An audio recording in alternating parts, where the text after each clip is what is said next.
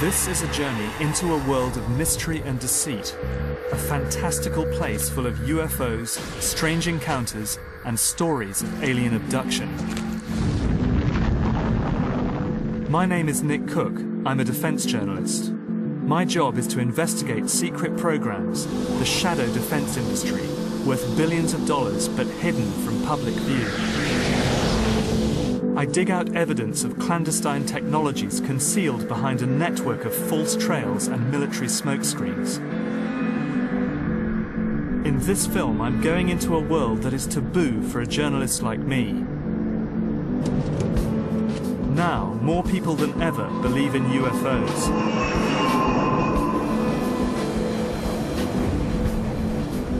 I want to know what really has been flying through our airspace. Do these sightings offer evidence of top-secret military and defense technology? Or do they hold the clues to something more mysterious? My plan is to trace the phenomenon through each decade, from early sightings of UFOs during the Second World War to the mass reports of alien abductions that swept America in the 80s and 90s. In between, I'll be investigating such landmark cases as the Roswell incident and the Zamora sighting to try to answer the question, are UFOs real?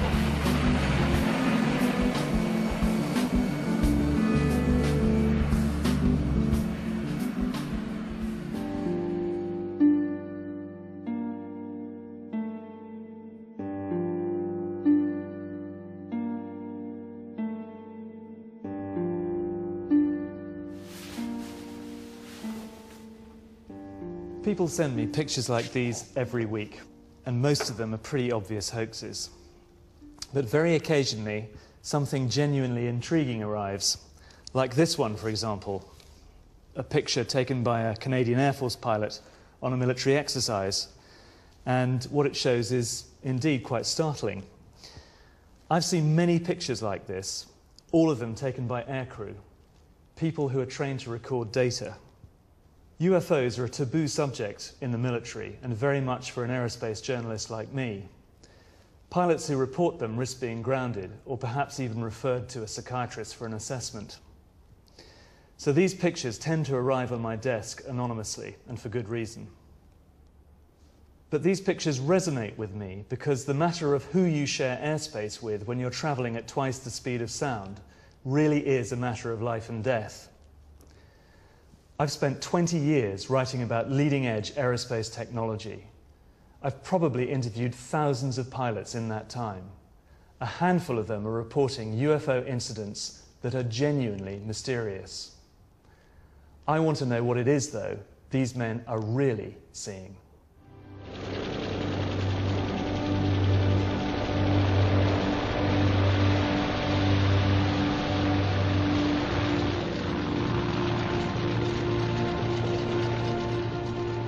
The history of UFO sightings is not a long one, but it's a bit longer than most people suspect.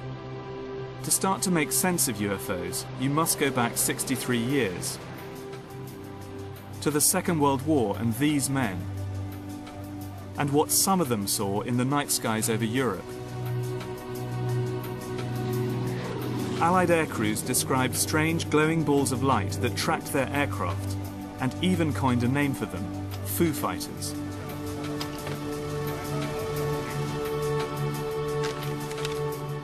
This is one of the first recorded reports of a UFO sighting.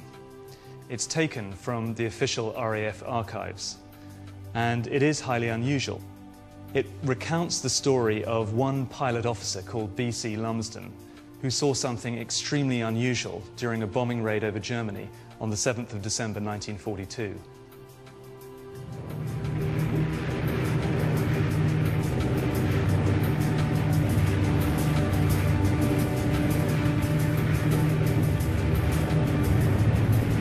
Light on Red 2. We were cruising at 7,000 feet when we discovered we had company. An orange coloured light off the port wing.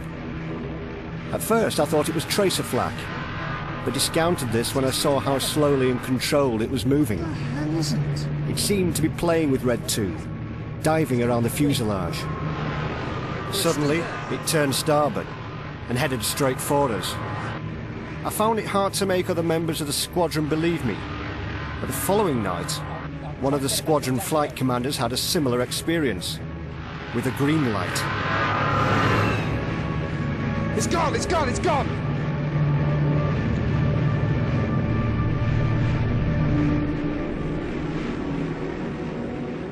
A handful of Foo Fighters sightings could be dismissed as pilot error, but there were hundreds, if not thousands. Could they really just be the hallucinations of tired or terrified men? I've decided to find out more about these strange balls of fire.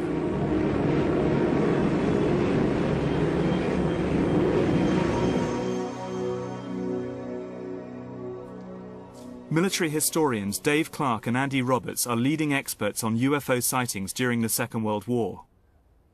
People were seeing tiny balls of light, not much bigger than a beach ball, say, to full-blown flying saucers in the style that we would appreciate today. And there's a problem of reporting them at debriefing, because if you had bomber crews landing and saying, you know, we saw these peculiar lights chasing us for miles and miles and miles, some of the bomber crews I've spoken to were fearful that they'd get grounded for lack of moral fibre, for inventing things to get them grounded, some form of psychological problem. First, the RAF and the Air Ministry were extremely concerned because they thought perhaps it was some form of German secret weapon. And it is known that the Nazis did have some quite novel varieties of anti-aircraft, such as Scarecrow and things of that nature, which threw huge metal bars around in the sky, which people saw. And that was designed to unnerve people as much as to damage aeroplanes. These designs, lifted from secret engineering blueprints seized by the Allies at the end of the war, show just how radical the Nazis' aerospace programs were. And it was plans like these that were unsettling the Allied forces. Going through American files of the kind of technological plunder operation that they did on Germany after the war, they do describe technologies that could be pieced together to develop a kind of Foo Fighter type weapon. They were working on all these bizarre little things, but none of these things ever came to fruition. Had the war gone on much longer, or had the Germans won, then we may have seen these things develop in the same way that we saw the Americans develop space technology after the war. The evidence for Foo Fighters is intriguing, but I wonder whether there is anything more than the log reports by the pilots who described screaming dogfights with strange balls of light.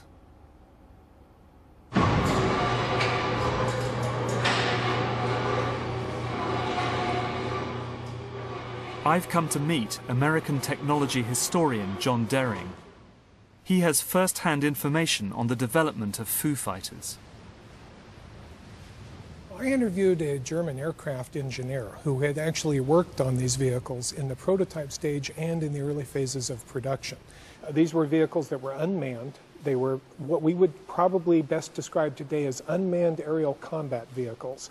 These were vehicles that were not just sent up for surveillance purposes. They actually had a purpose of remotely controlled to engage the Allied aircraft, the bombers in particular, by basically trying to apply a mechanism that was not necessarily a catastrophic destructive effect, such as blowing the Foo Fighter up and taking the aircraft down. This was intended to be something that could be reused multiple times.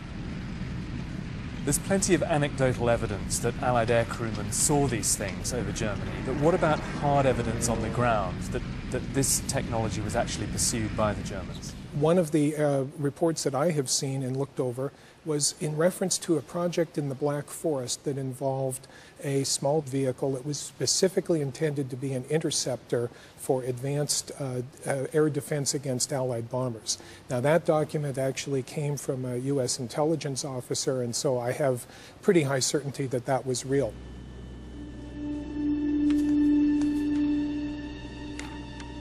I want to follow up on John Dering's research.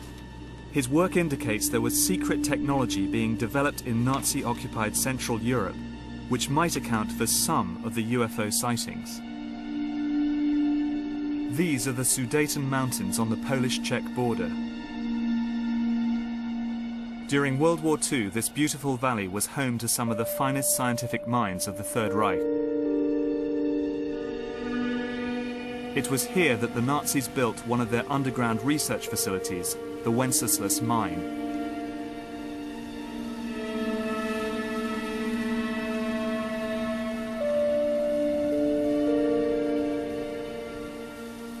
I'm meeting Polish military historian Igor Witkowski, who will guide me round the mine, a vast underground complex hidden away from Allied bombs, which Nazi slave labour carved out of the Sudeten mountains. Example of a surface infrastructure being kind of a reflection of the underground.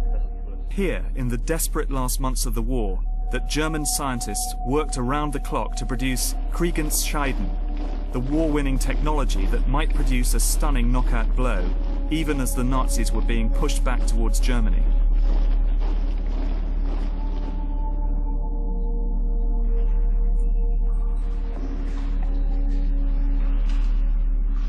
As Igor guided me through the flooded tunnels, the air became heavy and difficult to breathe.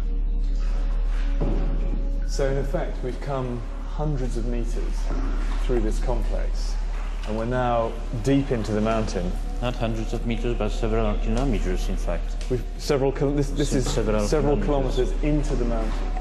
Yes. And this would have been a highly secure, impenetrable assembly site. Exactly, and the secrecy around this place was very exceptional, so that the Allies never found out about it. Almost nothing exists of the original mine. As the Nazis retreated in 1945, they sealed most of the tunnels, leaving the advanced technology, and some say the scientists who developed it, buried beneath impenetrable walls of rock. But the Allies did capture one man who knew all about this place, and he wasn't a token find. His name was SS General Jakob Sporenberg, and he was in charge of the technical program at the mine.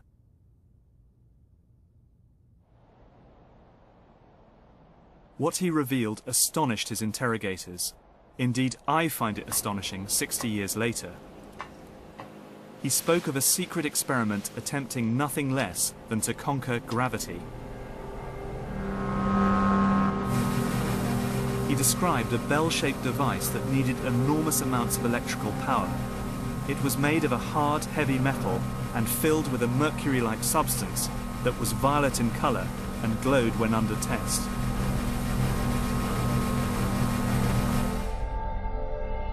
People who worked on the bell suffered from sleep problems and severe vertigo. 5 of the 7 scientists died while working on the project.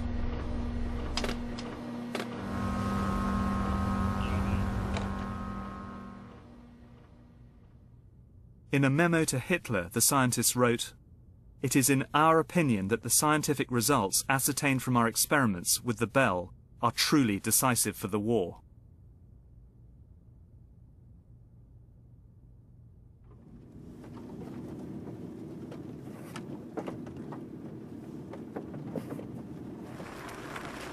Experiments with the bell happened deep underground in the mine, but directly above it, on the surface, was this strange structure.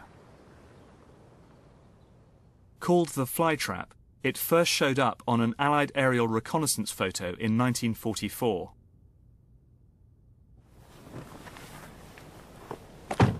Igor Witkowski believes that the flytrap was a test rig for advanced propulsion technology.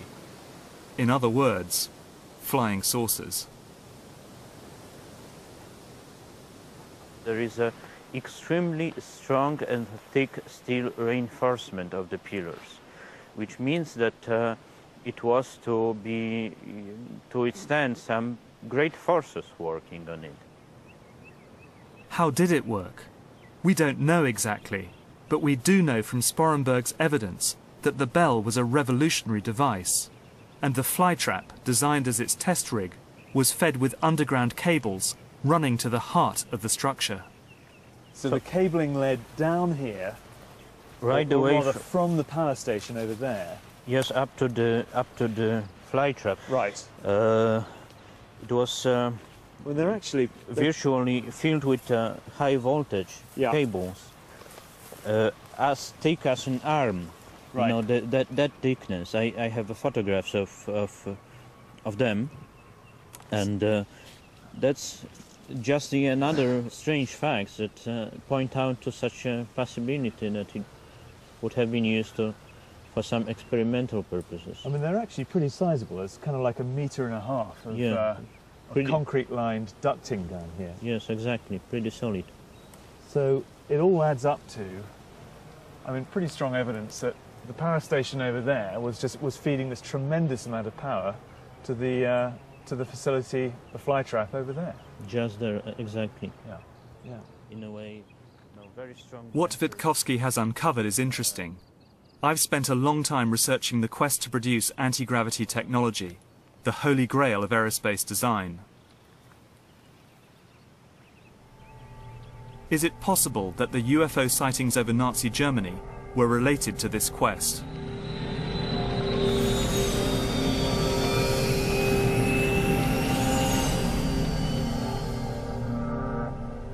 There is a sense here that the Germans were engaged in very highly classified work, and that possibly they were engaged in anti-gravity type programs. What I do know is that many of these bizarre projects like the Bell did not remain in German hands. At the end of the war, they were plundered secretly by the American High Command and taken to the States.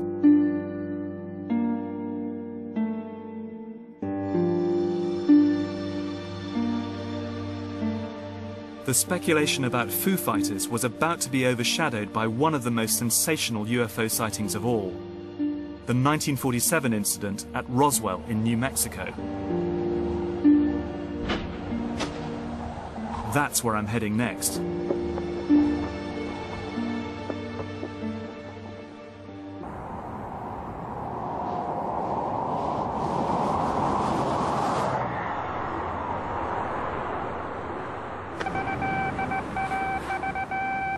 The 509th Atomic Bomb Group headquarters at Roswell, New Mexico, reports that it has received one of the discs which landed on a ranch outside Roswell.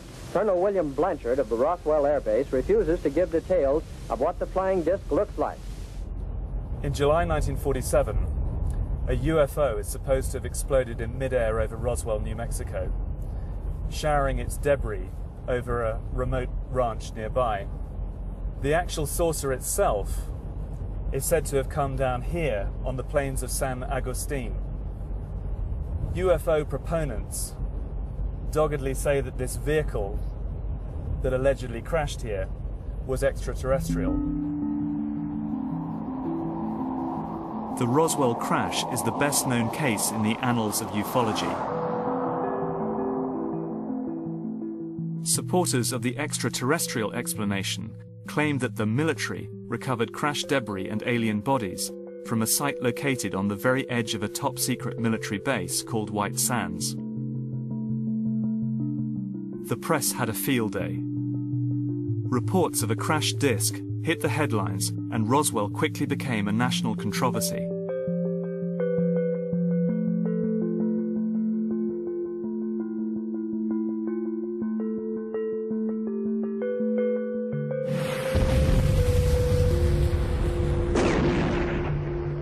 The military were quick to quash stories of bodies, but their denials just fueled the belief that they were hiding something.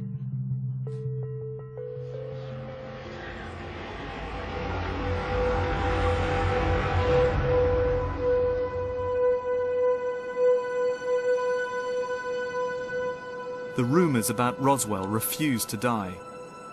I've come here to White Sands to find out the reason.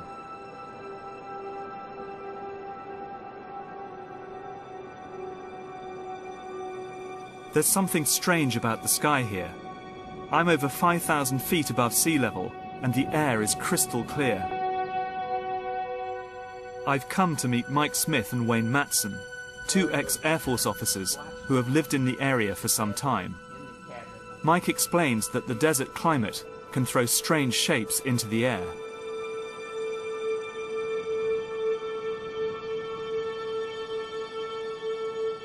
A lot of them are astronomical phenomena, and our desert atmosphere here provides practically an infinity of weather conditions which can really play tricks with the eyes. And I have seen things that were perfectly explainable that really looked like something totally extraordinary, but they were explainable. And as Wayne tells me, even cloud formations can be misleading. Lenticular clouds are often mistaken for UFOs. Pretty extraordinary, aren't they? Lenticular clouds the wind comes hitting the mountains, swoops up, and as it goes over the top, the clouds form. I have seen a half a dozen UFOs, lenticular clouds that were one, about a minute later, a second one, and so on. The cloud story may explain some of the unusual sights witnessed in this area, but it doesn't begin to account for the Roswell incident. Debris was recovered from the crash site, so there is physical evidence that something did come down on the plains of San Agustin. But the mystery surrounding Roswell comes from the fact that the US Air Force changed their version of events 3 times. I've discovered that one of those stories was linked to a covert military operation flying out of the Roswell area. Duke Gildenberg worked on a secret balloon program called Skyhook, designed to fly covert missions over the Soviet Union. The Skyhook balloon wasn't born until 1947, and therefore, when it first appeared and for the first 5-10 years, it was a new sight in the sky. Holloman Air Force Base, then Alamogordo Air Base, was the prime launch site for the United States Air Force, and it happens to be just upwind of Roswell, so when the balloons would climb out, even if they were going to go 1,000 miles the other way, the initial climb out would be in the direction of Roswell, close enough to see, even if they get right overhead.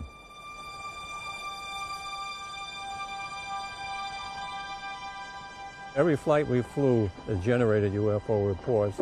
In fact, for a while, we were even using it as a backup tracking system.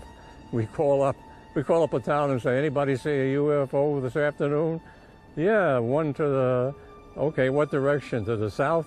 Okay, keep an eye on it. We allowed them to remain UFO reports, with the hope being that once they got over the Soviet Union, they'd still be registered as UFO rather than our reconnaissance balloons.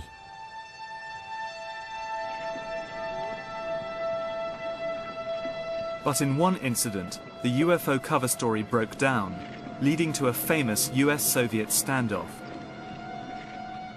Yeah, we faithfully promised President Eisenhower that we wouldn't get shot down, but we were, for a few, and we wound up with Khrushchev at the UN exhibiting on the table one of our payloads, perhaps with my initials on it, banging his shoe on the desk and protesting because we were overflying his country with cameras. Is Roswell explicable as a balloon crash? That is correct. I worked on the Pentagon report for months and months and months, and looking at all the testimony, it was really obvious that one was a balloon landing in '47. There was another one maybe a couple weeks later that wound up being described in the Telegraph to J. Edgar Hoover, and it described it as a balloon. As credible as Gildenberg's explanation sounds, I'm not convinced. I've come across a memo that suggests there was more to the incident than the Air Force was admitting. For the way Joe tells the story. In September 1947, just a few weeks after the Roswell crash, General Twining, head of the Air Materiel Command, issued a classified memo to a small group of his senior officers outlining his concern about the rash of flying saucer sightings that had been seen across America earlier that summer. In the memo, he states that the phenomenon is something real and not visionary or fictitious, that there were objects approximating the shape of a disk in the sky. He talks of operating characteristics such as extreme rates of climb and maneuverability. One of his conclusions, indeed, is that these disks might be the product of some high-security project not known to his command. The Twining memo shows the Air Force was taking the flying saucer sighting seriously. I'm going to interview someone who has high security clearance and who might throw light on what really crashed at Roswell.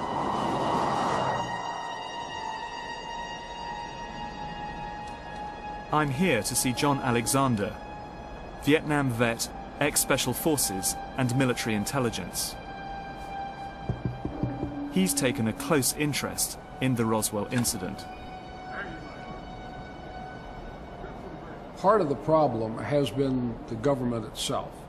On Roswell, they have been less than forthcoming. They've been caught time after time just overtly lying to the public. And so the government's credibility in this field is pretty damn low. So you can't, they can't come out and say, well, here's the truth today. Do you think that these vehicles have crashed to Earth, and do you think that the US military has recovered them? No. Why not? Why? I'll tell you why not, and this is where I get in trouble with everybody. I looked. I am, kind of the one person who has gone nose to nose with the head of all of the intelligence agencies and whatnot. We looked from a historical perspective. I can mention now that Edward Teller was one of the folks who was interested in my work in other fields.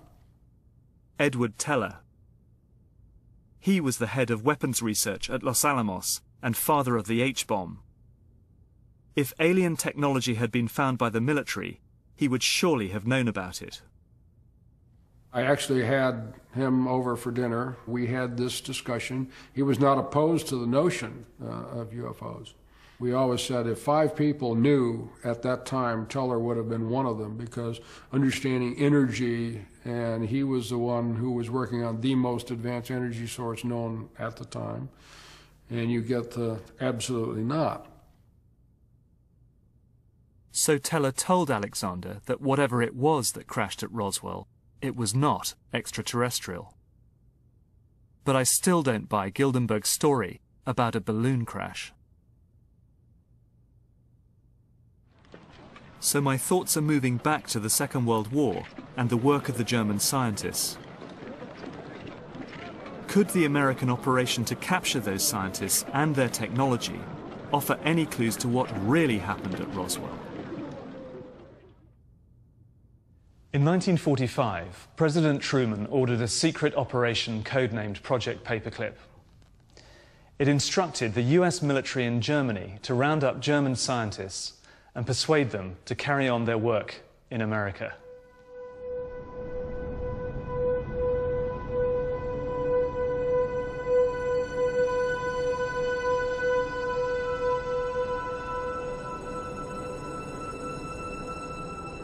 This is where most of the Paperclip scientists ended up. White Sands Missile Range, a top-secret base surrounded by a no-go zone the size of a small country. Probably well over 2,000 scientists were brought to this country. I have a listing, which I got from the Air Force History Office, of all the scientists that were brought to Wright Field. And nearly 200 top-of-the-line scientists were brought to Wright Field.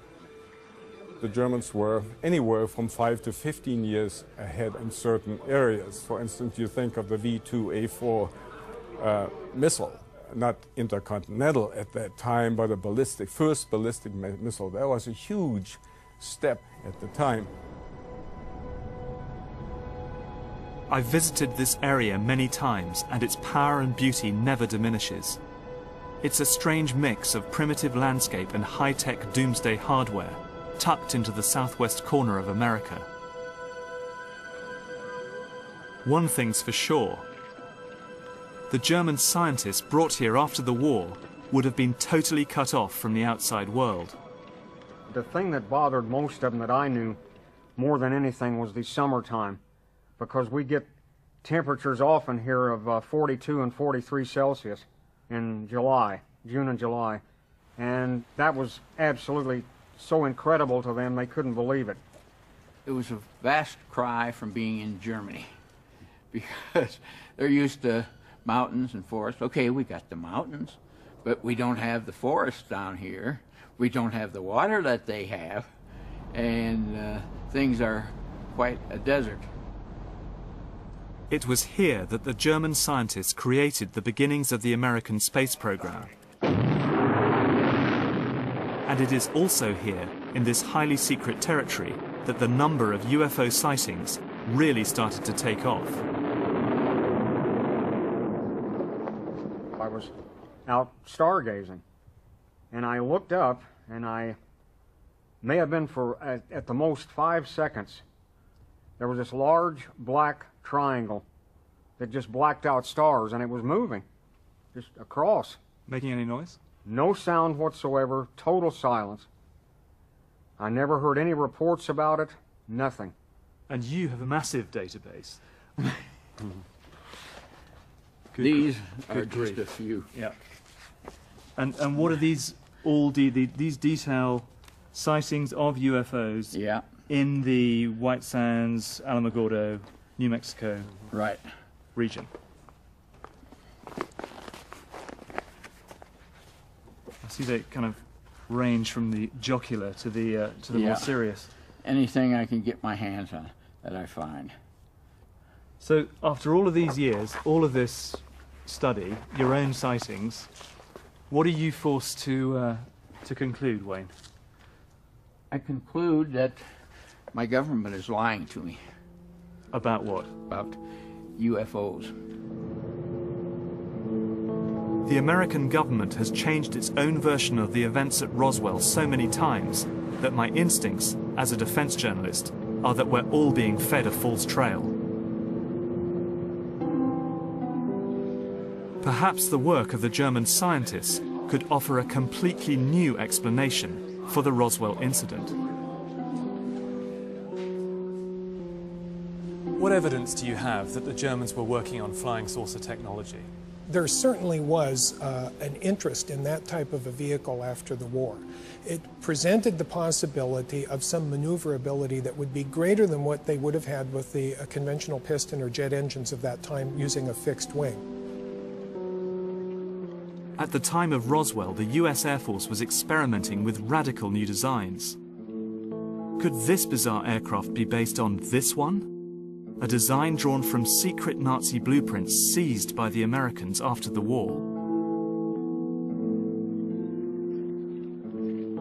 Some of these may indeed have reached the point of being test flown. However, if they did not have a particularly remarkable advantage over other aircraft that were being pursued at that time, they may not have really gone much further than that.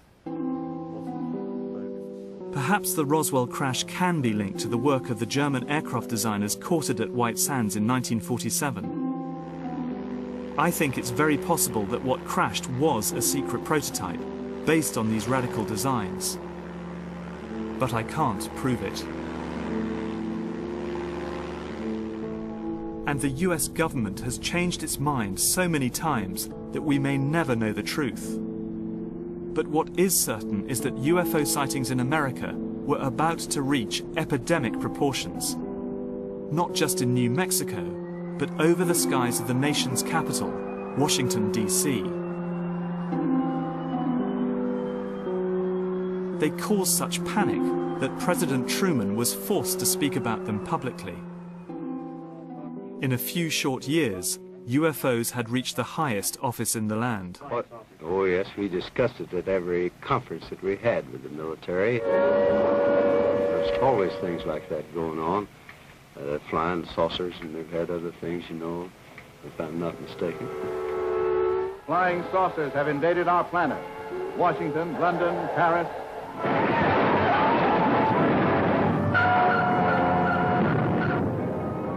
America was about to go saucer crazy. To the best of our knowledge, My wife and I are the only ones left alive.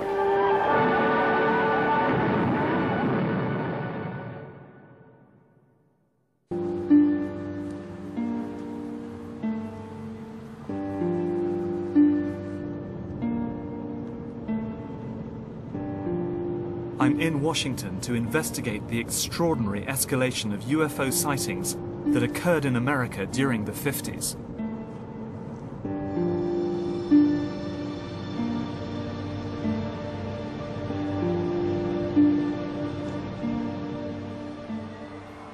In 1952, a series of strange lights were seen over Capitol Hill. UFOs had arrived in the political heartland of America, causing mass panic. In the midst of this big national flap, sightings occurred over Washington, D.C. This involved 3 radar sets in the Washington, D.C. area, which picked up targets that were traveling around in restricted airspace over the Capitol. This couldn't be ignored.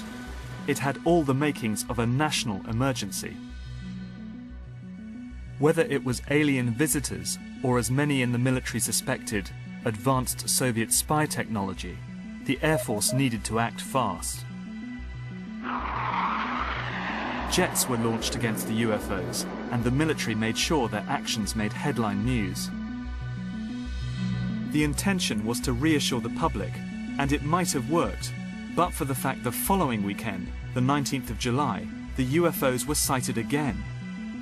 1,000 people called in reports, including staff from President Truman's office. The government had to be seen to act. This man, General Sanford of the United States Air Force, was given the job of reassuring the nation and explaining to people what they'd seen. In pursuit of this obligation, since 1947, we have received and analyzed between 1,000 and 2,000 reports that have come to us from all kinds of sources. Of this great mass of reports, we have been able adequately to explain the great bulk of them.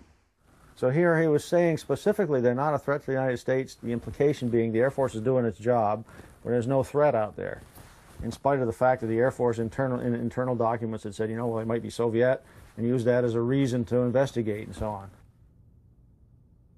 The Air Force's commitment to act on the UFO problem would result in one of the biggest military investigations in American history. The Air Force, which had secretly been investigating UFOs since 1947, were forced to set up an open inquiry. Called Project Blue Book, it promised to investigate each separate sighting report that was filed by the general public. In spite of Air Force intelligence claims there was nothing to worry about, the US Air Force was actually taking UFOs very seriously indeed. The man at the forefront of Blue Book's investigations was Dr. J. Allen Hynek. Hynek was employed by the Air Force. He interviewed thousands of witnesses and collated some of the public's most bizarre encounters. Have you ever seen a meteor with headlights? No, I've never seen a meteor with headlights. But one might see a meteor that looked like it had headlights. Well, however, I do not drink, and this had some kind of light on the back. All right, good, fine. Hynek was a skeptic. During the course of his investigations, he was able to attribute many of the sightings to natural phenomena. All of them saying that they saw it predominantly in an eastern direction. Now, if it had been extremely close to any one of them, it could not have been seen to the east by all the people. And observers west of Elgin, but Project Blue Book had severe limitations. No military sightings were included in its pages. Instead, they were immediately classified and buried deep in the files of the Pentagon. Much to Hynek's frustration, because reports by Air Force pilots, of which there were many, intrigued him very much. But now we can tell the story of one such sighting for the very first time. It involves the early reconnaissance missions by the United States over the Soviet Union.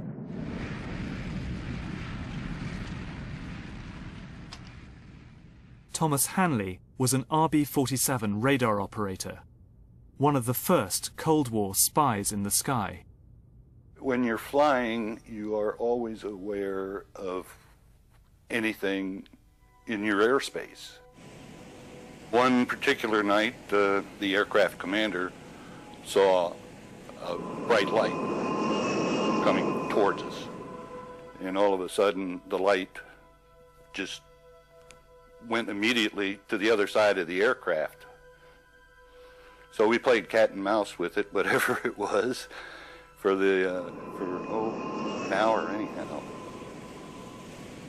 But the ground was recording it, and they would lose it too on occasion. So there was something out there, something very strange. It was performing not like a normal aircraft would perform. It was just too fast and too maneuverable. I'm certain something different was out there, but I have no idea what it was.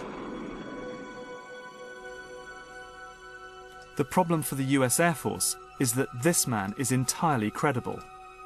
He's one of the best they have, highly trained at surveillance and working with what was then state-of-the-art technology. These are the hardest cases the Air Force had to deal with. As far as Tom Hanley is concerned, his questions were never answered, and I have to admit I'm at a loss to explain it myself.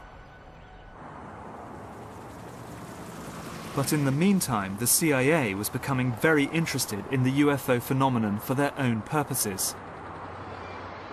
The agency was responsible for surveillance of the Soviet Union, and they realized that UFOs might offer the perfect cover for their more clandestine activities. This is a memo written by Walter B. Smith, the head of the CIA at the time, and it's important because it shows that the CIA were happy to leave the US Air Force with the problem of analysing each UFO sighting. I suggest, Smith says, that we discuss at an early board meeting the possible offensive or defensive utilisation of these phenomena for psychological warfare purposes. This is a pretty stunning document, but when you read something like this, what you've got to keep in mind, first and foremost, is its context. The context, of course, was the Cold War and the struggle between America and the Soviet Union. But what really set the UFO story running for the CIA was the death in 1953 of this man, Joseph Stalin.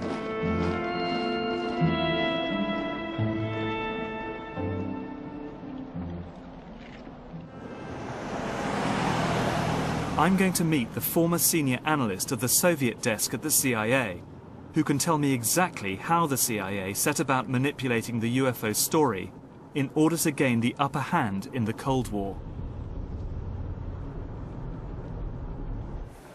Melvin, hi. Dick, hi. Good to meet you. Good to meet you.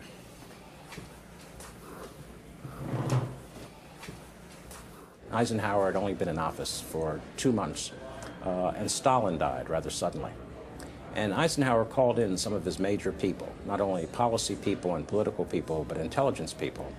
And so he went around the table in terms of what do we know about the Soviet Union, what do we know about the contenders for power, what do we know about the direction the Soviet Union might take in its policy. And he asked people who were also there from the CIA.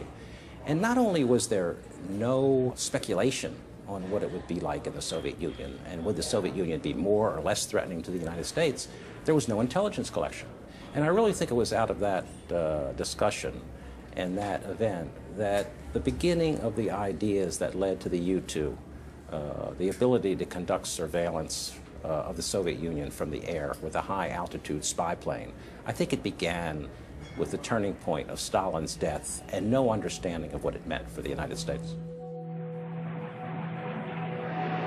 This is the U-2. It's the direct result of American intelligence coming to terms with how little it really knew about post-Stalin Russia. We can't make sense of what happened next in ufology without getting to grips with this once highly secret machine. It triggered a wave of UFO sightings all across America. What was needed were certain cover stories. What do you do when people are spotting aircraft and then telling reporters that they've seen something very unusual flying out of an airbase in Nevada? And frankly, this was the origin of a lot of the sightings that took place in the mid-50s, 1954, 55, 56, of unidentified flying objects, the UFOs. So the CIA was involved in encouraging people to believe that, yes, they saw UFOs, and the CIA and the military tried to be very helpful to reporters to get these stories out, to divert the attention of the country, and particularly the people in this region, about what they had actually seen.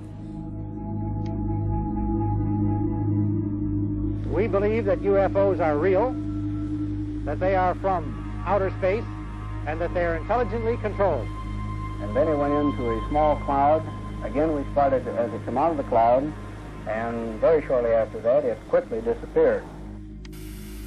Traveled apparently on this side of the tower and went... The CIA's strategy of encouraging public belief in UFOs seemed to be working, and the U-2's development and deployment was hidden behind a smokescreen of disinformation. With a flying object of some sort that could hover, and such as I've never seen before. Right here is where this flying saucer, this UFO, landed. Right here, about where I'm standing. And it was a big, huge thing, and I wondered what the heck it was. And within 2 or 3 seconds, it was out of sight. That was in the southwest, and easy, you might think, to dismiss out of hand. But this isn't. Life magazine, a highly respected part of the American scene in the 1950s. Popular, but hard-headed journalism. A very famous issue of the Life magazine that has Marilyn Monroe on the front. And if you can get your eyes off Marilyn Monroe and look in the upper right-hand corner, you see this, "Have we visitors from outer space?" or whatever the title was. The writers said, well, we have been to Wright-Patterson Air Force Base, where Project Blue Book was headquartered. We've looked through their sighting files. We've talked to the people who were in Project Blue Book and some Air Force generals and so on.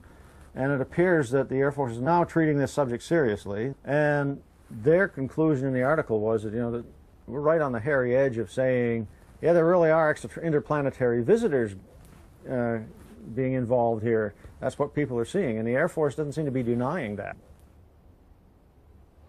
What the CIA has always done in these cases is to place false reports in the press. But you did have ways of supplying information to people you knew were Soviet assets or East European assets to send the Soviets looking in another direction.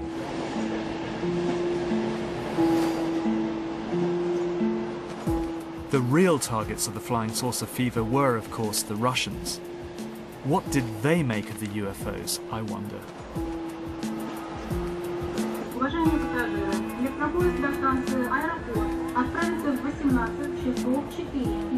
I've come to Moscow to talk to Igor Sinitsyn, a former KGB operative who was the personal aide to the Bureau's number 1, Yuri Andropov.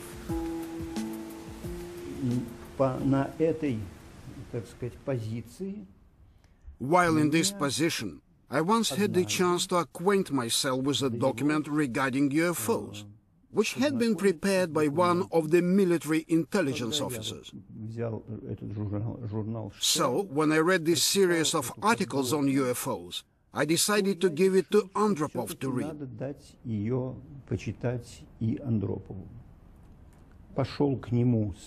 Of course, I was somewhat nervous when I went to him with this article, because I thought that my boss would think that I was out of my mind.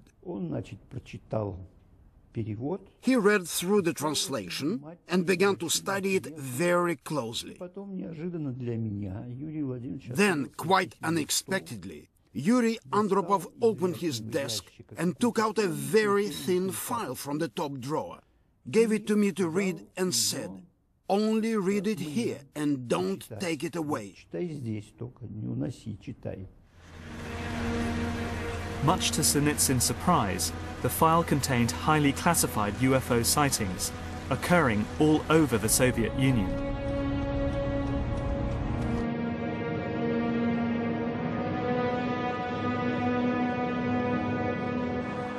What people saw behind the Iron Curtain was what the CIA wanted them to see. Not classified American technology, but something from outer space. But back in America, the UFO story was about to enter a new phase. A reliable witness reported a clear sighting of a UFO and its alien occupants. The first convincing close encounter of the third kind.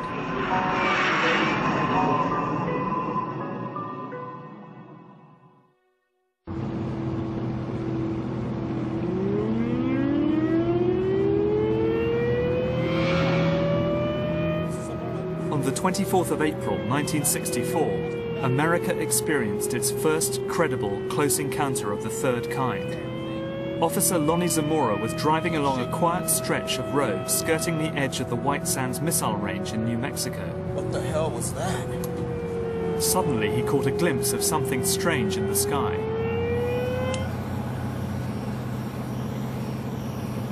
Whoa.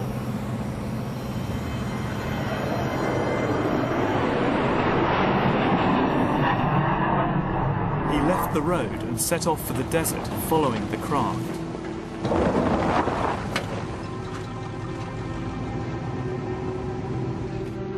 He caught sight of a shiny object, now landed, about 200 yards away. As he looked over, he saw two figures in white coveralls, close to what looked like a flying saucer.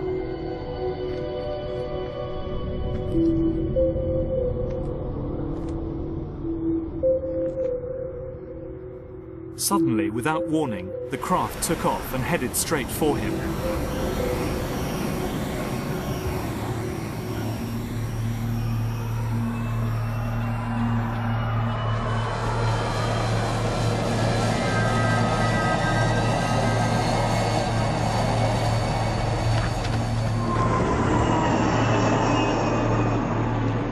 And as quickly as it had arrived, it disappeared off into the distance at high speed. This statement by Lonnie Zamora is one of the most intriguing UFO reports on record. It made headline news at the time. Everyone acknowledged that Zamora was a first-class witness, a police officer, a man not prone to exaggeration. The Zamora case remains one of a handful of unexplained sightings in Project Blue Book. When investigators arrived at the scene, they found an impression in the soil, surrounded by burnt brushwood. Zamora was so distraught that he insisted on seeing a priest before handing in his report. The US Air Force was under pressure to explain what had actually landed. But there is one man who claims he knows what Lonnie Zamora saw. Duke Gildenberg had access to top-secret flight logs at White Sands and carried out the official investigation into the case. That very same day, we had a mission scheduled for the Surveyor unmanned spacecraft that was going to be attached to a small helicopter and then flown all around the range by contractors sampling lava and that kind of thing, which they might see on the moon. On board was the pilot, and then there was an engineer, and they were both in white coveralls. So to us, that that identified it almost perfectly. It's too much of a coincidence. Two guys in white coveralls that were doing the mission anyway, and then the sampler, which left a print in the dirt that was identical to what it later left on the moon. I find it hard to believe Gildenberg's explanation. Zamora was a trained police officer, and I'm sure would have known the difference between a helicopter and a flying saucer. To try and make sense of what Zamora saw, we need to go back to the U-2 and to an event that shook the world in 1960.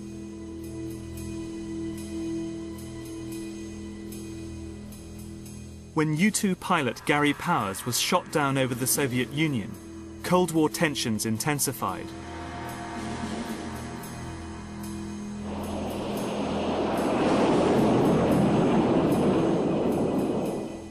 The wreckage of his spy plane was put on public display in Moscow. This was a huge propaganda coup for Khrushchev, and it signaled the end of the U-2's covert life. It was understood very early in the U-2 program that it wouldn't be able to fly safely over the most denied areas of the Soviet Union forever. Best it was given a few years. In fact, it flew operationally for just about 4 years, which was longer than anybody expected, before one of the aircraft was shot down. The CIA launched an effort to produce a more workable aircraft with similar or better performance, and one that would be so fast and so high-flying that even the best missile technology that anybody could be looking at in those days would have a very hard time hitting it. Richard Bissell was head of the CIA's overflight program between 1956 and 1960. He was the man given the job of replacing the U-2. He had a radical idea about how this might be achieved. We see here that he's urging his technical department to design a new aircraft for reconnaissance missions over Russia.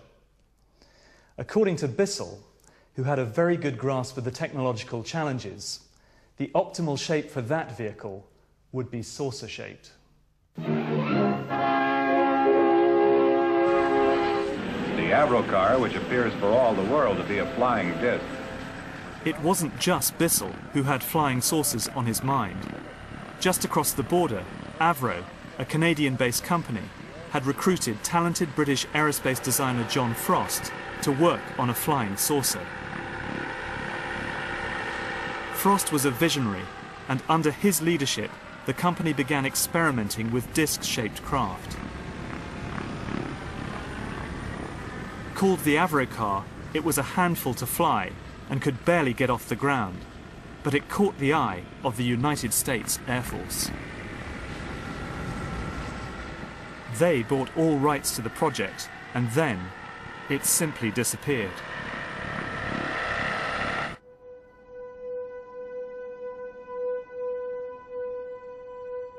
Nothing more was heard or seen of Avro's saucer designs for over 40 years.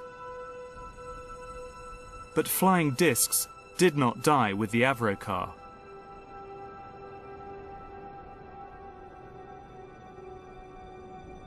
Buried in the depths of the archives, I've discovered some blueprints which reveal something quite fantastic. A supersonic saucer. Called the Silverbug, it was truly revolutionary. The plans show in detail a multi-jet engine craft that boasted amazing maneuverability and speed. It's an intriguing thought that this concept may tie in with the work of the German scientists who brought saucer technology to the US at the close of the Second World War. I believe Silverbug could explain what Lonnie Zamora witnessed in the New Mexico desert in April 1964. His description of a silver disc-shaped object appears to fit in with the Silverbug profile.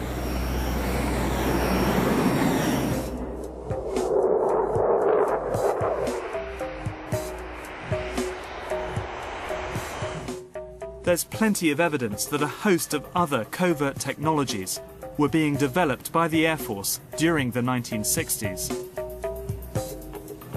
And many of the sightings on record at the time can be traced back to their secret testing programs. But I've heard there was a significant rise in sightings in the UK at the same time. Could the two be linked, or was the British phenomenon part of something completely different?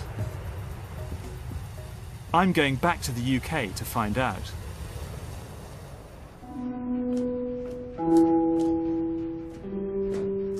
I've decided to hunt for any evidence that the British government were concerned about UFO sightings.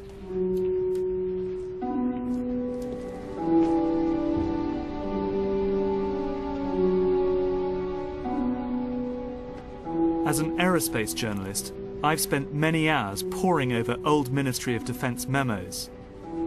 They are a revealing record of how past British governments reacted during times of high tension and paranoia over national security.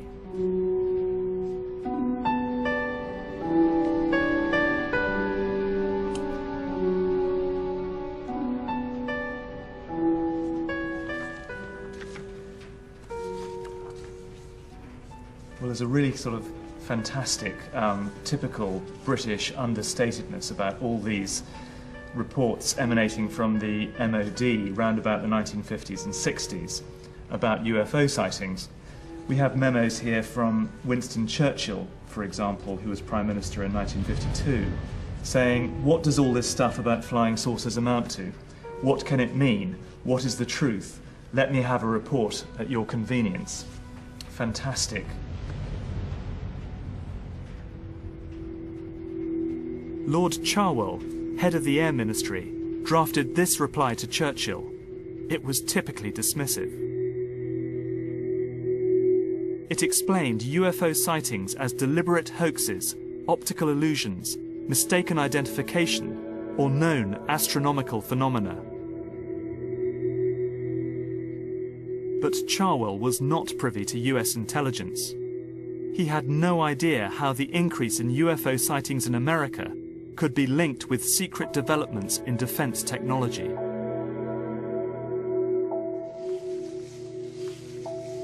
Here we have quite an interesting file from the MOD, the numbers of unexplained, in inverted commas, aerial sightings reported to the Ministry of Defence from 1959 until 2000.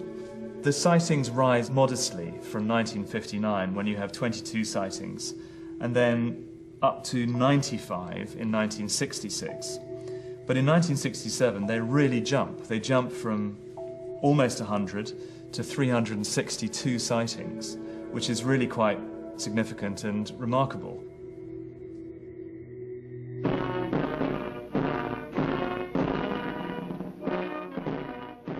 As the Cold War ramped up, there was a significant expansion of the American military presence on British bases throughout the 60s.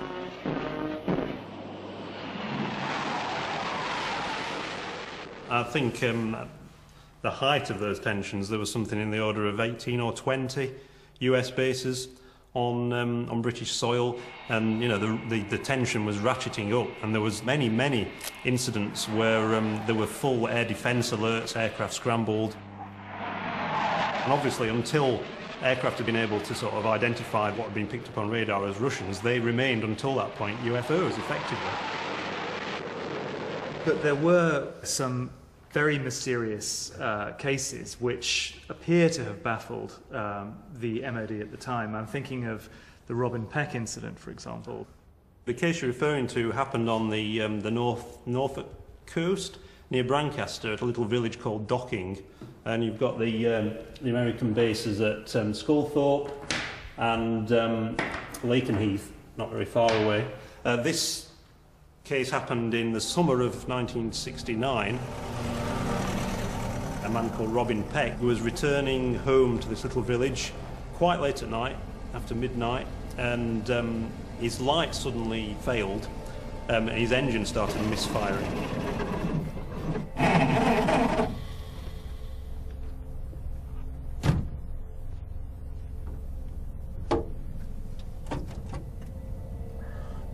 He felt this, what he described as like a wave of static electricity. And he looked around at about 200 feet from the ground with what he described as a huge inverted mushroom, a brilliant blue, ice blue colour. Suddenly, inexplicably, it just disappeared, almost in the blink of an eye, towards Norwich, leaving this glow in the sky. He was so shaken by what he'd seen that the following morning he went to the police station in Docking and made a full report.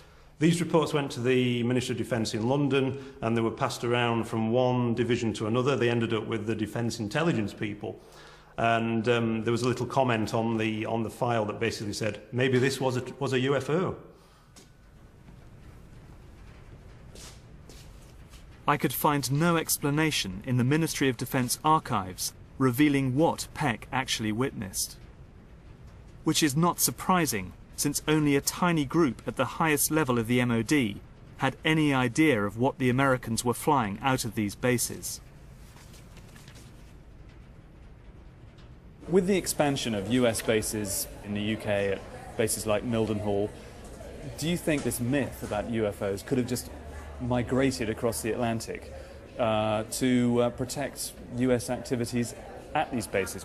Well, really, you're dealing with a generic problem here. You're dealing with sophisticated technology, breakthrough technology, and trying to protect the origin of that technology and the capability of that technology.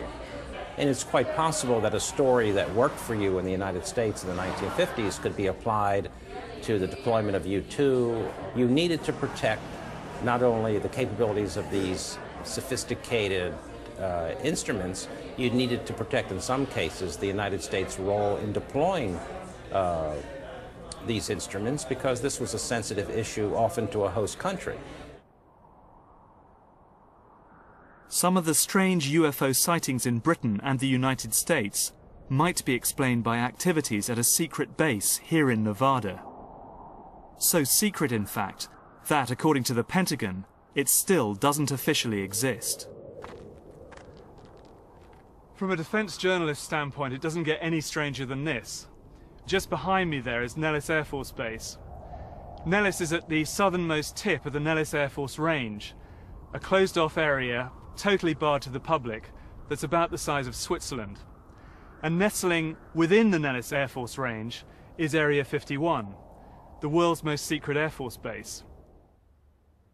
When Richard Bissell of the CIA urged his designers to think out of the box, this is where their imaginations ran wild.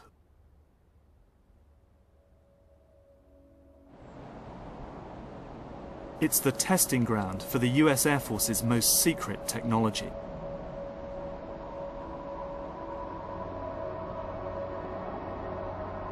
When the U-2's covert life ended, this is what Bissell's designers came up with.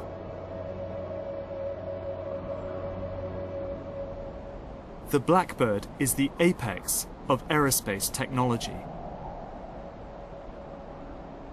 When the forerunner of this aircraft first flew, the CIA's A-12, in 1962, from Groom Lake, otherwise known as Area 51 in Nevada, its mission and the aircraft itself was super black. That is to say, it was a super classified aircraft. It's very easy to imagine how anyone catching a glimpse of this aircraft in 1962 might have mistaken it for a UFO. Everything about this aeroplane is strange. It's black, its shape is extraordinary, and its speed, of course, in excess of Mach 3, that's 3 times the speed of sound, would have made it one of the most extraordinary sights that anyone could have seen at that time. Blackbird missions were flown out of the UK at the height of the Cold War. The plane flew at over 100,000 feet at the very edge of space. It was so fast that when it overflew the Soviet Union, it could simply outrun any missile attack.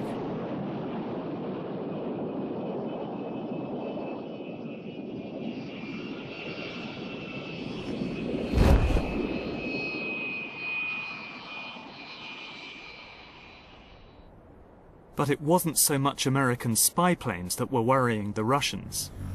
There was something else in the skies that was causing them alarm.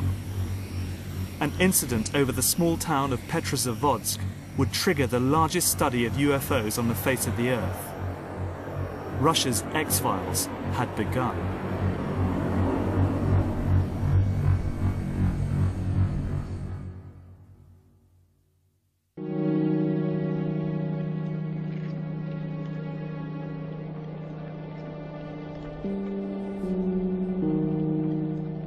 On September the 20th, 1977, high over the Russian town of Petrozavodsk, a group of soldiers were on routine maneuvers. Suddenly, a bright star appeared radiating pulsating beams of light. The object lingered over the town like a huge jellyfish. After a few minutes, it wrapped into a bright half-disk and shot off.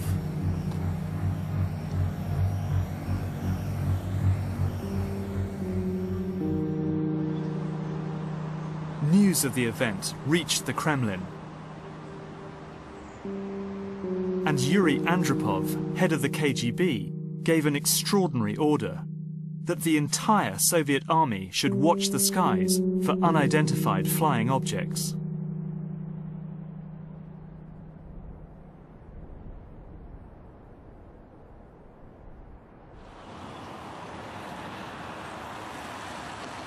I'm in Russia, on my way to meet the two men, Colonel Boris Sokolov and Dr. Yuli Platov, who were ordered by Andropov to coordinate the whole operation.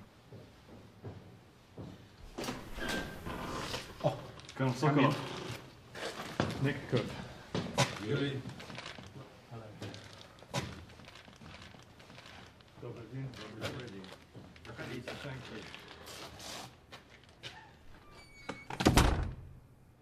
At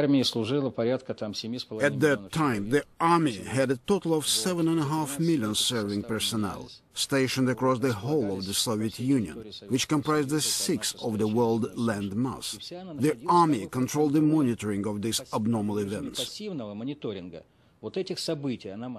the beginning, these reports were numerous. Literally, every week there was someone who had seen a dish landing with somebody coming out of it.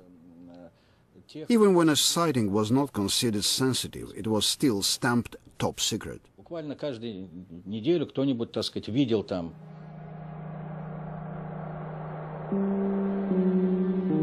The observations continued every night for 13 years. No other nation has conducted such a long and thorough research program into unidentified flying objects. But as Sokolov tells me, the evidence was inconclusive. I would like to say that it is absolutely certain that in those 13 years there was not a single report of anybody's contact with aliens. Most of the sightings, which were taken by observers and thought to be something abnormal, were in fact, as our research has shown, connected to technical experiments by our own military.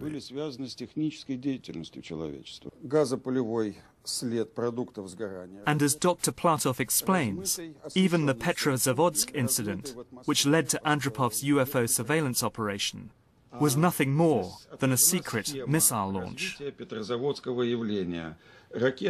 That the strange lights and jellyfish-shaped object was in reality the burning rocket engine and its exhaust plume. But not every sighting could be so easily dismissed.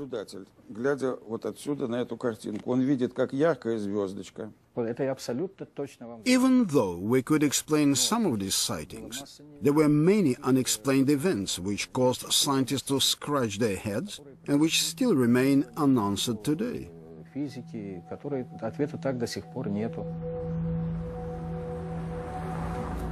For some, these inexplicable sightings fueled concerns that the Americans were developing a radical piece of aerospace technology. Something that behaved and looked like a UFO, that could fly undetected into Russian airspace.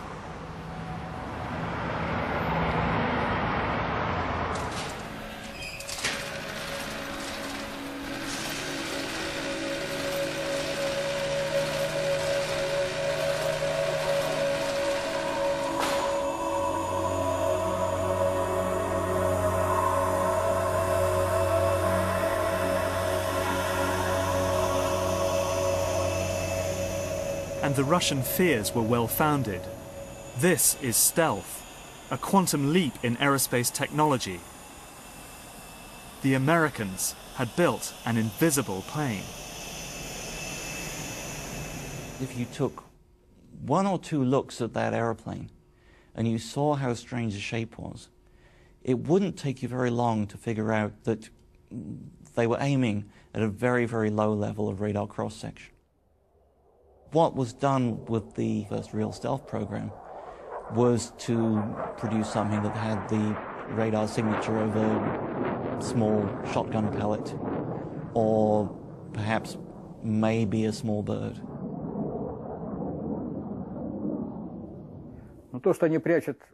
My view is that it was advantageous for the Americans to keep up this kind of hype regarding UFOs. We guessed it was policy to conduct a campaign of misinformation as far as the general public was concerned. Stealth was an enormous breakthrough, and nobody out in the wider world really believed it was possible. Nobody could even imagine that it was possible to do that.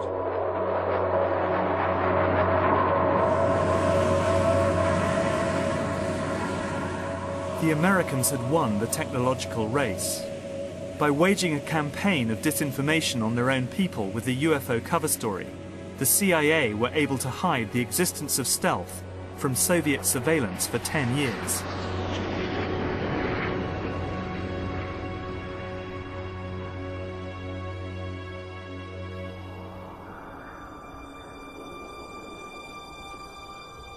But stealth couldn't begin to explain the series of alleged alien encounters which were about to shock the American Southwest.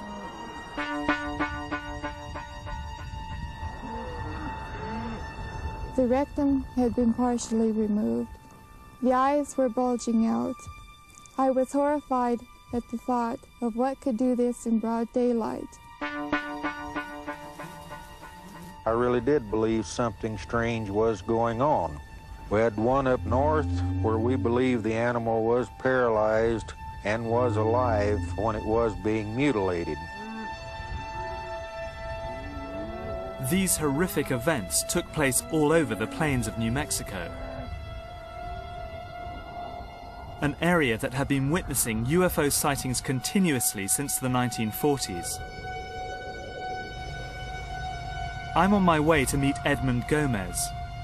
Gomez was a cattle rancher farming right next to the town of Los Alamos, famous for the development of the atomic bomb.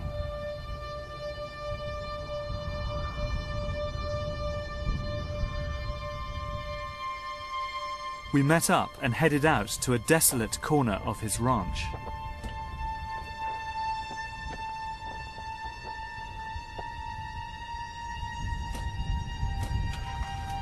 Where are we going? Where are you taking me to? I'm taking you to our animal graveyard. Normally we would bury carcasses that would die from disease or from natural causes, but during the cattle mutilations that we had, we never buried any of the animals, so in case we ever needed any body parts, you know, in the future, especially the bones.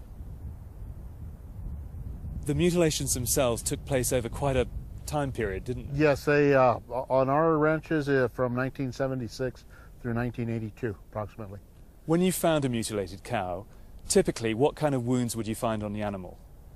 The rectum had been cored out, the lower lip had been removed, and the reproductive tract also had been removed.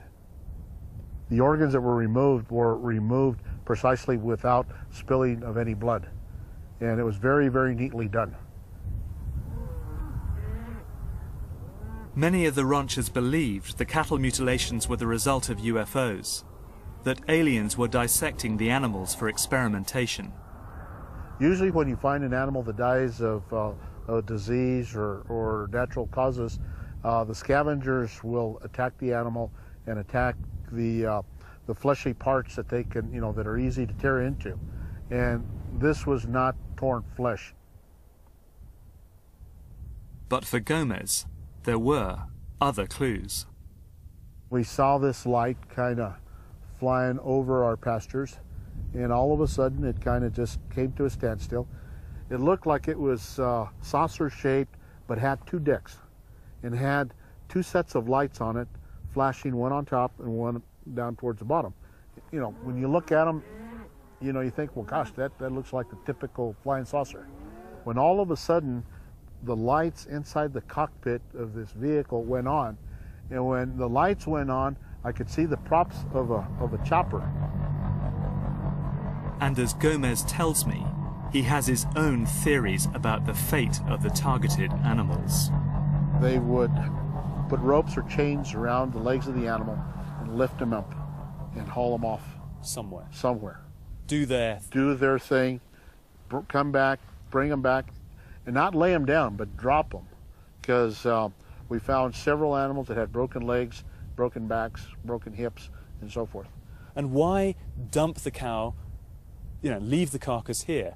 We felt that that whoever was doing this did it and brought it back and said, we're doing this and there's nothing you can do about it. There were a lot of consistencies with the way that they were harvesting these animals. For Edmund Gomez, there are many unanswered questions. He wants the cattle mutilations, which put him and his family out of the ranching business, reinvestigated, to bring closure to the whole bizarre and sinister affair.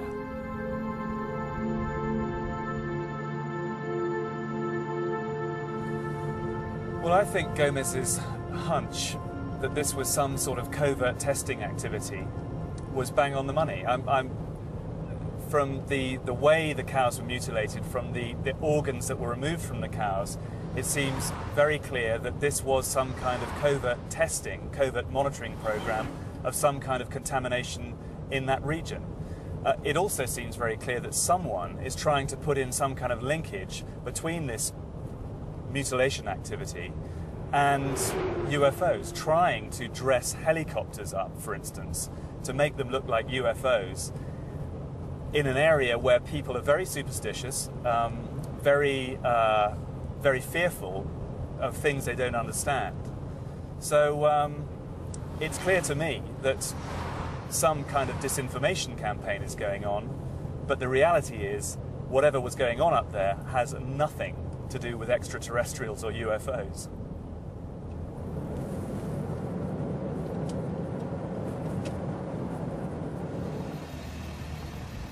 In the alien encounters I have examined so far, military and defense technologies seem to be at the heart of what's going on.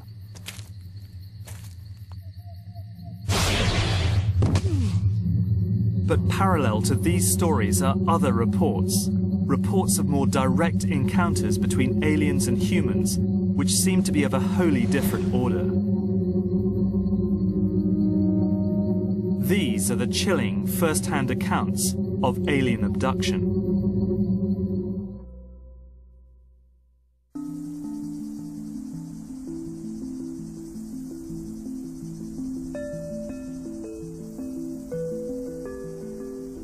The most challenging aspect of the UFO phenomenon is alien abduction.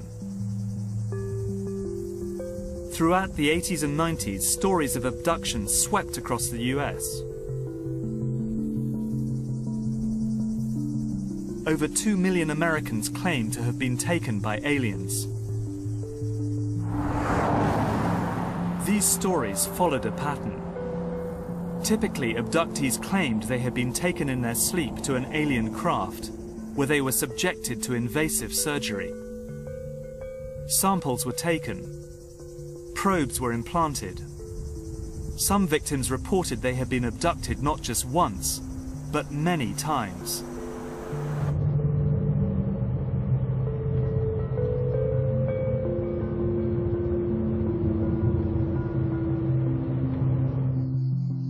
I've come to meet Travis Walton. He was the first alien abductee of this epidemic, and his story, which was widely reported, had a powerful effect on the public imagination. I caught up with him near the Apache Sitgreaves Forest in Arizona, where the whole incident unfolded.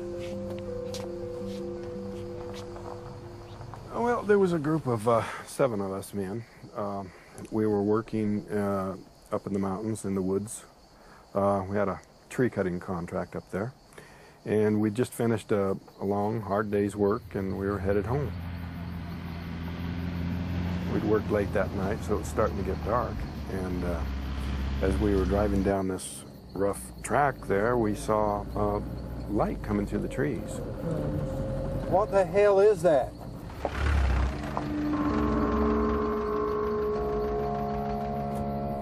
Travis, man, what the hell are you doing? Come back!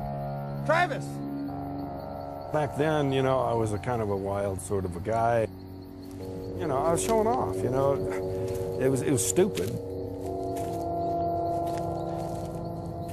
The closer I got, you know, and it wasn't going anywhere, and I was, you know, thinking about how foolish it was for me to be doing this, but I was kind of showing off for the crew a little bit, and they were getting pretty excited and yelling at me to get back in the truck.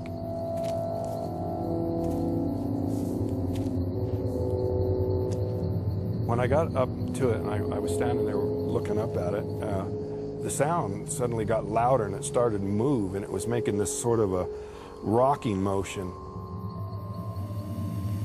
And right at that instant, something hit me.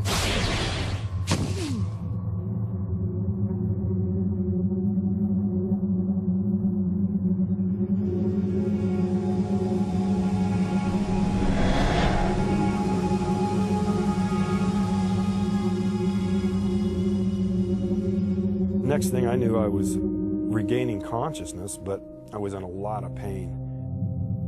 I saw these forms over me, and when I finally got it into focus, I could see this creature looking at me, and I just flipped out. I looked around, there was 3 of them. The one that was closest to me, I tried to hit him. I could hardly move, and my arm felt real heavy, and I was weak. Somehow got the strength to get off of the table.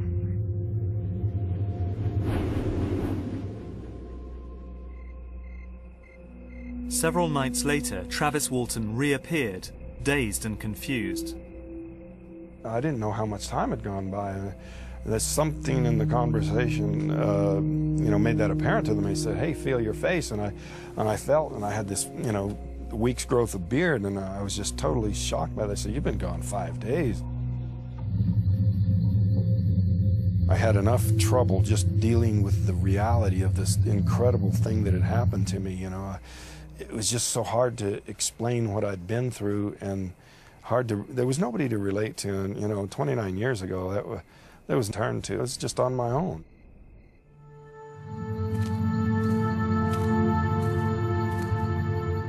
Travis's story seems incredible, but it's only one of many such tales.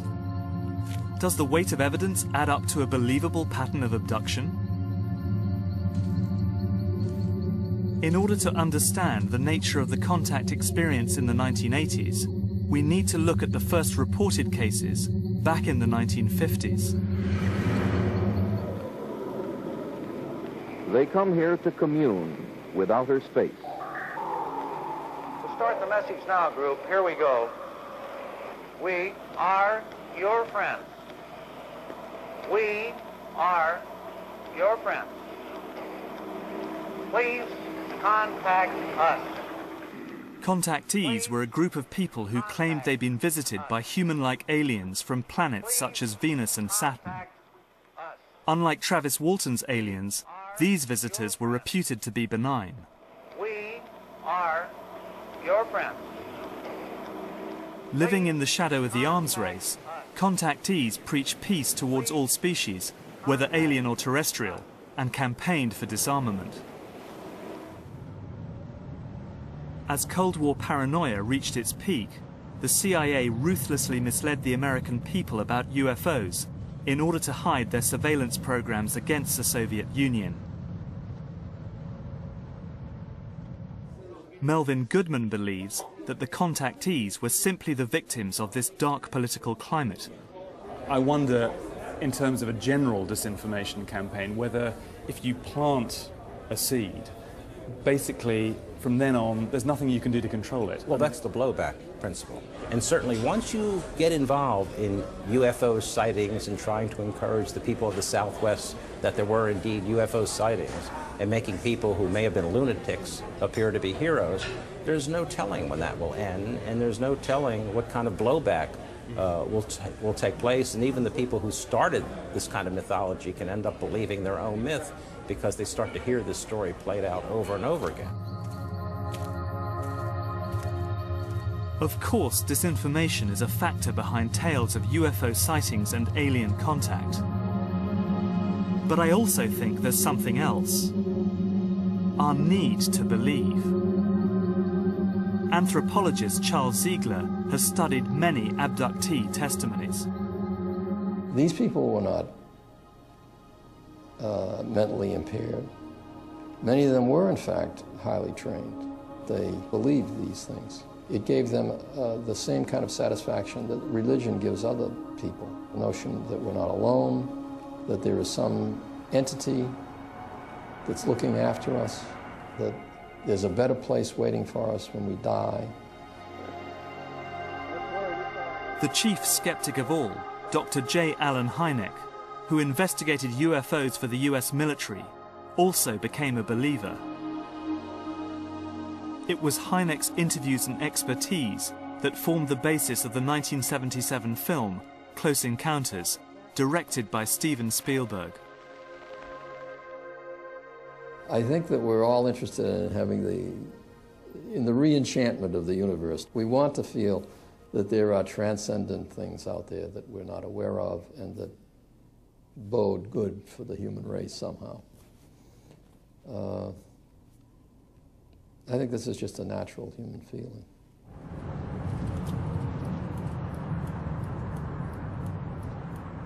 But what really fascinates me as a defense journalist is that you are as likely to find believers in UFOs among the higher reaches of the aerospace industry as you are in Hollywood. This is a report into future technology commissioned in 1968 by McDonnell Douglas, then one of the biggest aerospace and defense contractors in the world. What's extraordinary about this document is that it takes the existence of UFOs seriously. It recommends using UFOs and copying their design to make the next quantum leap in aerospace technology. Some UFOs may be extraterrestrial vehicles. They certainly have not been proven otherwise. The existence of extraterrestrial vehicles indicates vehicles could be built which would have capabilities quite useful to McDonnell Douglas Corporation. The report even suggested interviewing contactees to gather data. And if they were thinking that over 25 years ago, what advances might be on the horizon today? I'm here in Seattle to meet someone who's built a device in the basement of his garage, indeed is flying it there, that he and others claim is able to do so by defying our current understanding of physics. As unlikely as it sounds, I'm wondering whether what I'm about to witness may just be our first small step towards the stars.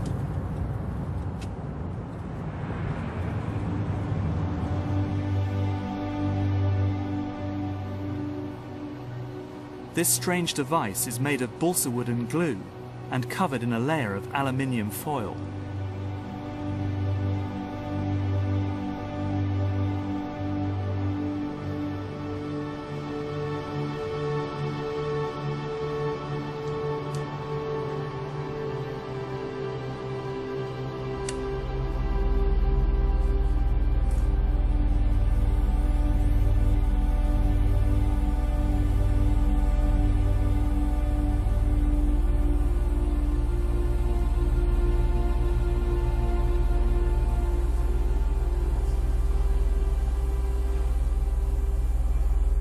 So Tim, tell me, why is this lifter demonstrating this levitational effect?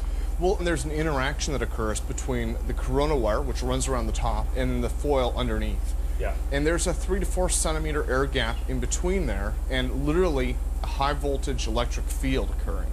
Now, there's been some controversy. Is this an ion wind effect? Is it the high voltage literally taking air molecules with it and creating an upward thrust? Or is it something more? Nobody knows for sure how the lifter flies, but one popular theory is that high voltage current flows between the wires, suspended on the top of the craft, through the air, down to the aluminium foil wrapped around the frame. The current literally drags air molecules down with it, creating a downforce called an ion wind, which provides the thrust needed to lift the airframe skywards. This technology, not just the lifter, but this whole scope of technologies, is almost like looking at the internal combustion engine back in the 1800s. We're trying to take it and say, look, these are real technologies. They have the same flaws that any other technology does, but hopefully they can do things that other technologies can't. So do you think what we're watching here could be the modest beginnings of a whole new industry? Yeah, I think the lifter is literally sort of like the tricycle, and it may not end up becoming the technology that builds the starships of tomorrow, but it at least shows us that given the right circumstances, given the right power, it will work. I'm nearing the end of my journey, and I feel as if I've come full circle. Because what Tim Ventura's lifter reminds me of is the Nazis' secret experiment in anti-gravity propulsion I discovered in the Wenceslas mine.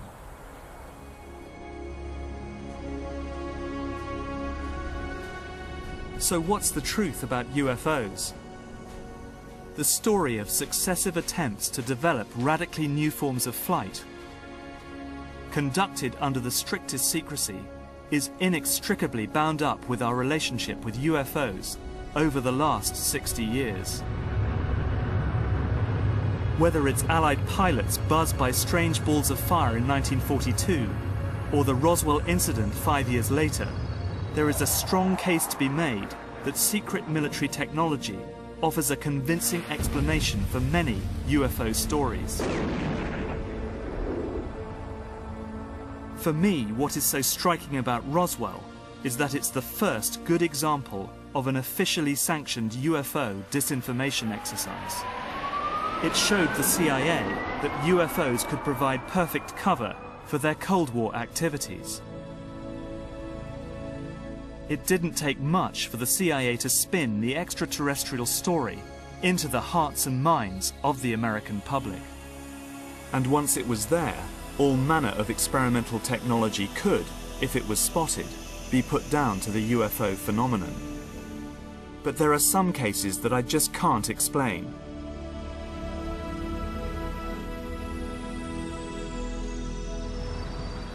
The sightings of UFO Hill in 1952 are still baffling. And Tom Hanley's aerial encounter remains as testimony to the possibility we are not alone. What is certain is that real-world UFOs, the man-made ones, continue to develop.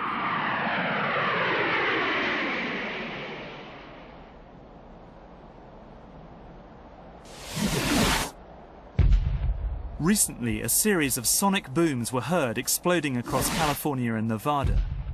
Something was in the sky that could be heard and felt, but not seen. Some informed observers, and I'm one of them, believe it was an aircraft traveling at several thousand miles per hour, a secret project known as Aurora. There is no trace of Aurora's physical existence, no evidence of government spending on its development or deployment. But there are tantalizing images that point to its existence. Pictures, for example, like this one. It shows a donut-shaped exhaust pattern, a sign perhaps that Aurora makes use of something called a pulse detonation wave engine. And it delivers a hell of a punch, easily enough power to drive an aircraft to 6 times the speed of sound. But perhaps the most intriguing are these images. This is a weather satellite image that shows a very interesting contrail originating out of Area 51 in Nevada and moving all the way across the United States, out over the Atlantic, on across Europe, and into Russia and China. Whatever it is, it's moving in excess of 8,000 miles an hour. If it is the contrail of a high-altitude hypersonic aircraft, in my book it's the best evidence yet that Aurora is real.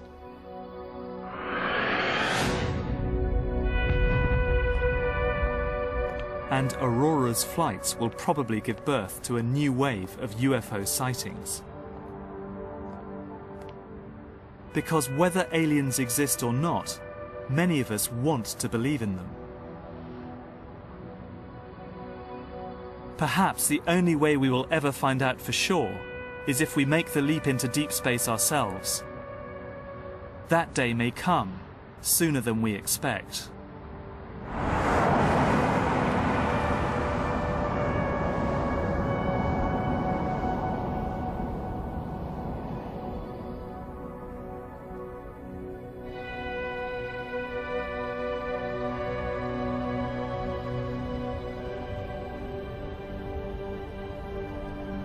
If UFOs and alien abductions fascinate you and you'd like to find out more, visit channel4.com/science.